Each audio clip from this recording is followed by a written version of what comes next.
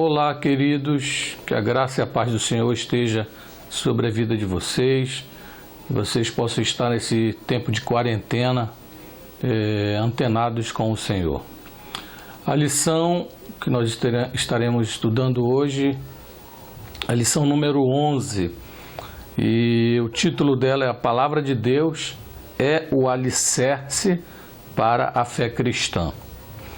A leitura básica é a segunda carta de Pedro, capítulo 1, versículo 12 ao 21, que diz assim: Pelo que não deixarei de exortar-vos sempre acerca destas coisas, ainda que bem as saibais e estejais confirmados na presente verdade. E tenho por justo, enquanto estiver neste tabernáculo, despertar-vos com admoestações, sabendo que brevemente hei de deixar esse meu tabernáculo, como também nosso Senhor Jesus Cristo já mo tem revelado. Mas também eu procurarei em toda ocasião que depois da minha morte tenhais lembrança destas coisas.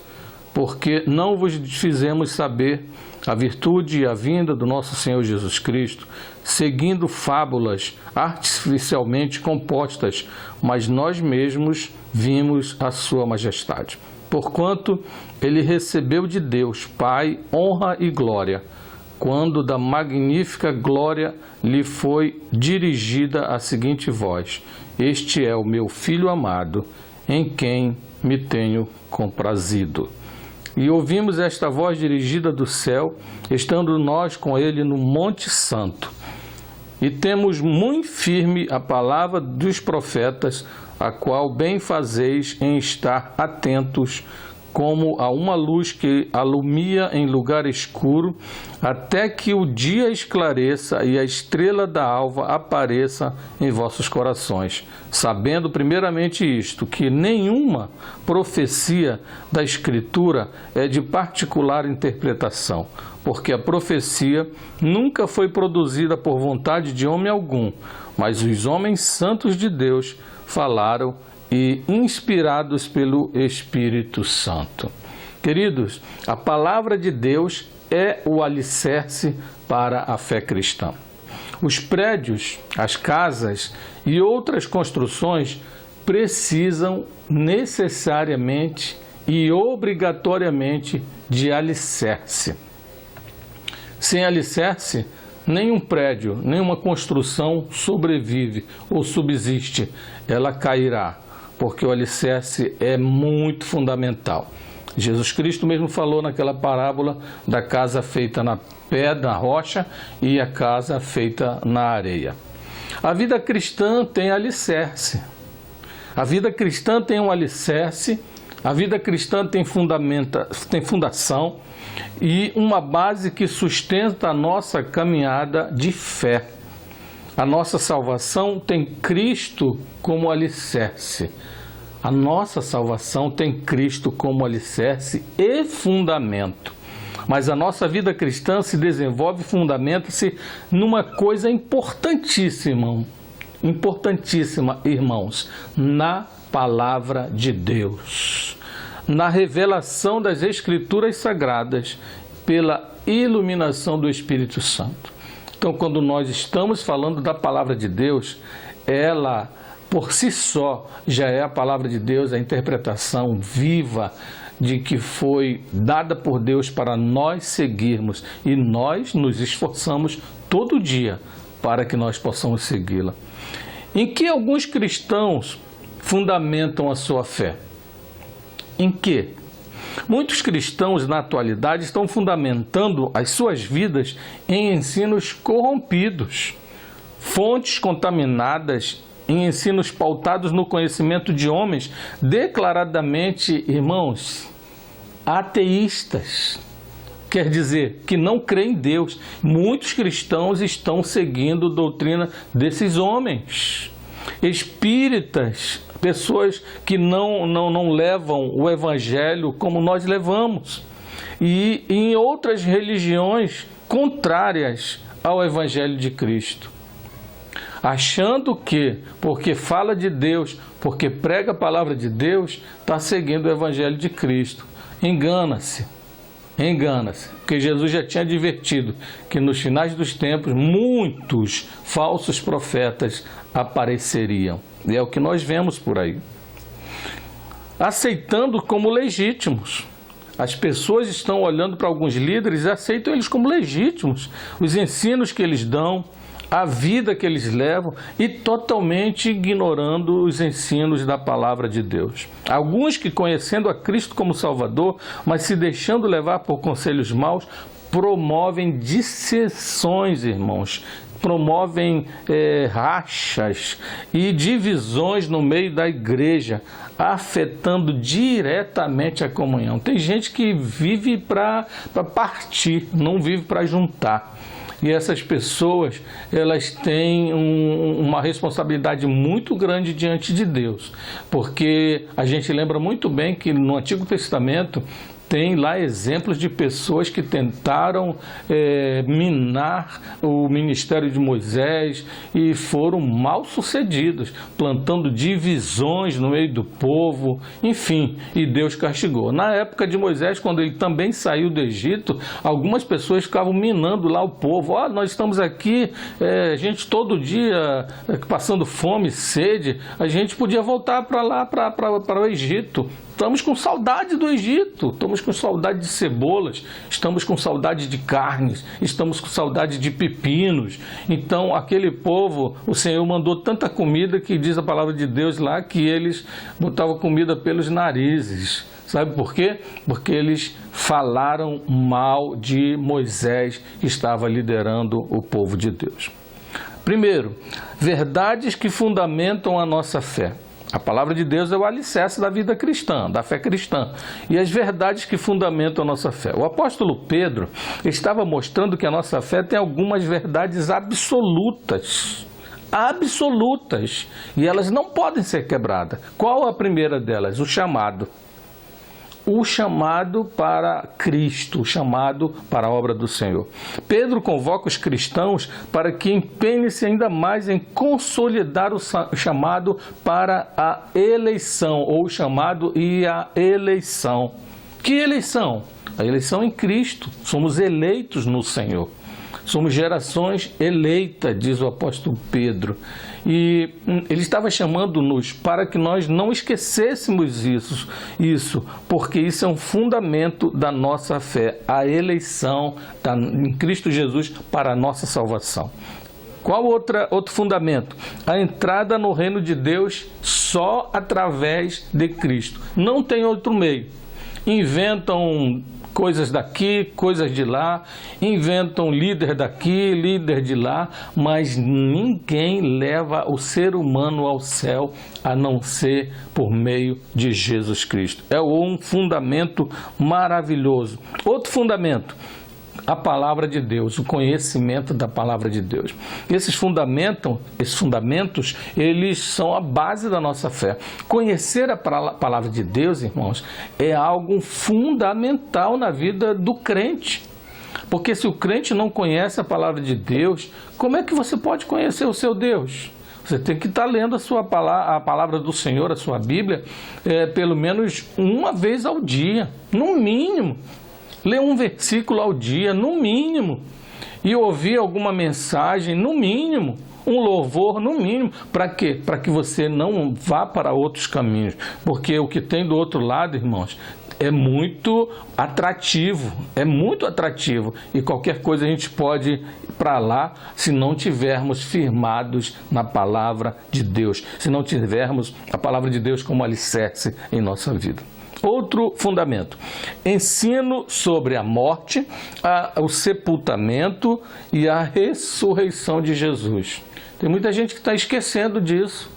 Tem muita gente que está deixando de lado.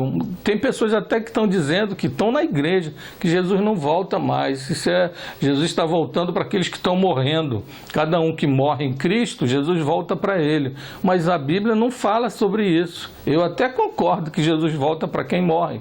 Mas, na verdade, existe uma promessa de Jesus. Os anjos que apareceram para aquele povo que estava olhando Jesus subir, lá no livro de Atos, capítulo 1, Jesus estava subindo, os anjos anjos disseram: olha, varões galileus, esse mesmo Jesus que vocês estão vendo subir, ele voltará.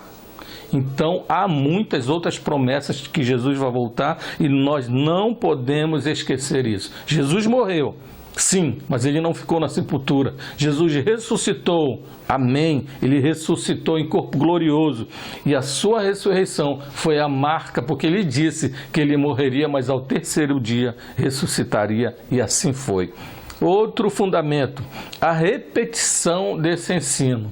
Não é propriamente um fundamento, mas é que nós devemos instar em tempo e fora de tempo esta proclamação da palavra de Deus. Nós devemos ensinar, nós devemos falar, nós devemos, sempre que tivermos uma oportunidade, ir a essa pessoa e mostrar a verdade da palavra de Deus e repetir sempre esses ensinos. Porque o apóstolo Paulo também se utilizou de repetição no ensino para fortalecer a igreja do Senhor lá em Filipenses, a igreja de Filipos. Filipenses 3:1, ele diz: escrever-lhes de novo as mesmas coisas não é cansativo para mim, e é uma segurança para vocês. Paulo também, lá em Romanos 15:15, ele diz: a respeito de alguns assuntos, eu lhes escrevi com toda franqueza, para fazê-los lembrar-se novamente deles por causa da graça que Deus me deu. Então Paulo estava sempre repetindo seus ensinamentos. Por isso que às vezes a gente repete algumas pregações para que os irmãos fixem os ensinamentos que nós falamos e que nós pregamos. O apóstolo Pedro falava que é importante ajudar os cristãos a respeito da verdade ou das verdades bíblicas que já foram aceitas e assimiladas, porque você acaba esquecendo alguns detalhes. Item 2. O testemunho que fundamenta a nossa fé. O testemunho de quem que fundamenta a nossa fé?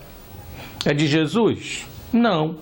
Paulo estava dizendo, Pedro, melhor dizendo, estava falando aqui que o testemunho não era de Paulo, não era de Jesus, mas o testemunho era de Pedro, porque ele e os apóstolos que andaram com Cristo estavam falando uma verdade única, que era um testemunho de que andaram com Cristo, viveram com Cristo, receberam ensinamentos de Cristo, e estavam passando esses ensinamentos para a igreja.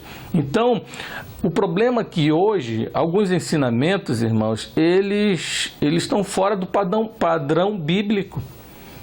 Alguns estão ensinando coisas que pegam um versículo isolado e faz uma tese, pega um versículo isolado e acaba fazendo uma doutrina, um ensinamento, mas não é assim que nós devemos fazer. Nós devemos ensinar o ensino bíblico, nós devemos ler as passagens, nós devemos juntar essas passagens e explicar e ler um contexto todo para que seja entendido. Os ensinos de hoje, pelas redes sociais, a gente encontra cada pessoa com um ensinamento estranho, mais estranho que você nem imagina. Quando você acessar o YouTube, você vai clicando nesses pregadores de YouTube para você ver o que está sendo ensinado. E até onde isso é a verdade? Até onde eles querem chegar? Eu não sei. Eu só sei dizer uma coisa, que a palavra de Deus é a nossa regra de fé, é a nossa regra e nós devemos seguir os ensinamentos da palavra de Deus. Não importa o que os outros preguem, não importa o que outros ensinem, o importante é que nós sejamos bem sinceros em pregar a verdade bíblica que Deus deixou para nós. Testemunho que fundamenta a nossa fé. Pedro deixou um alerta para os ensinos verdadeiros. Ele alertava os cristãos para que soubessem se encorajar em ensinos verdadeiros de uma pessoa que presenciou a glória e a majestade do Salvador. Ele estava se colocando assim: eu andei com Cristo. Outro, o testemunho, a experiência do próprio apóstolo Pedro. Ele colocou lá que o ensinamento dele tem como meta revelar a fonte da experiência de Pedro e a autenticidade da mensagem do Evangelho em que foram alcançados, revelando que a vinda do Senhor não era uma história sem fundamentos, era fruto do ensino do próprio Jesus Cristo que o apóstolo Pedro estava defendendo ali. Item 3. A palavra que fundamenta a nossa fé. Qual é a palavra que fundamenta a nossa fé? Que palavra que nós pregamos que fundamenta a nossa fé? Nós temos a palavra de Deus. Como Deus se revelou, ou como Deus revelou o plano da salvação? Através da palavra de Deus. De que forma ele se relacionou com o homem para que nós soubéssemos hoje? Através da palavra de Deus. Então é ela, a palavra de Deus, que fundamenta a nossa fé. Nós cremos que a palavra de Deus é palavra de Deus. Nós cremos que esse livro aqui, preto, de outras cores, que está escrito aqui, tudo que foi escrito pelos homens inspirados por Deus, é a palavra de Deus. Ela não contém a palavra de Deus, ela é a palavra de Deus. O fundamento do testemunho de Pedro está nas Sagradas Escrituras. Ele colocou isso, deixou bem claro que ele estava falando das Sagradas Escrituras e que toda a igreja deveria atentar para isso, porque é o fundamento da nossa fé, as Sagradas Escrituras. Ele também quis dizer numa expressão poética lá no versículo 19, até que o dia clareie e a estrela da alva nasça em seus corações. São simbólicos, uma descrição poética, lógico.